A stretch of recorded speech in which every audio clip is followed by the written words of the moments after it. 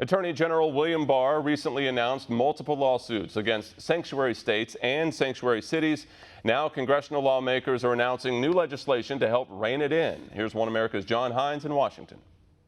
Capitol Hill conservatives are getting behind legislation to block certain federal funds from sanctuary states, including states that defy federal immigration enforcement or that allow illegal aliens to get driver's licenses without proof of lawful presence.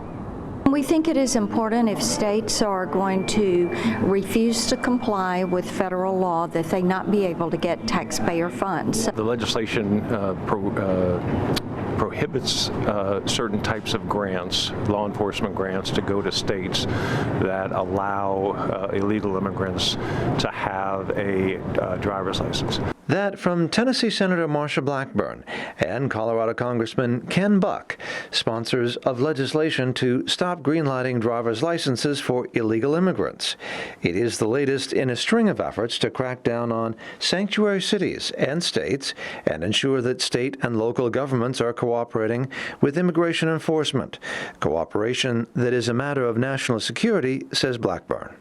It is a national security risk and a public safety risk, both. And when you have the Real ID Act that came about after 9/11, and everyone is going through the process of complying with that, and now you have states who are basically undoing that by saying, oh, we're going to issue to illegal aliens a driver's license, and look at what is happening in California. They can get this driver's license by simply signing an affidavit that they can't get a social security number. Less than 20 years after passage of the Real ID Act, more than a dozen states are already working to reverse efforts to ensure identification security. Some state laws, like California's laws and New York's green light laws, go further than providing driver's licenses to illegal aliens.